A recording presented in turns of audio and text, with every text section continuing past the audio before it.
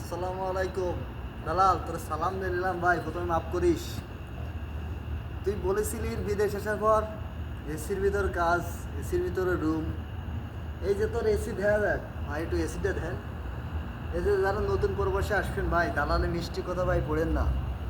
তার যদি দালালের জন্মের কোনো ঠিক নাই ভাই, আমারে বলেছিল এসির ভিতরে কাজ, 50,000 টাকা বেতন। এই যে আমার ভাই এসি, এই যে আমার রুম, ঠিক আছে। কাজ তো বাইরে করি, কাজ আছে ভাই, বেতন দেয় না, ঠিক আছে। তা দালাল, তোর সাথে আমার কোনো শত্রুতা ছিল না ভাই।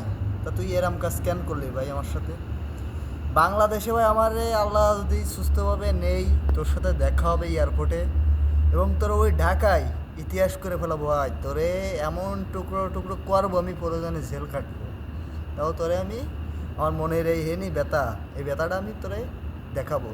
তা তুই হিসাব করে বাংলাদেশে পা রাখিস।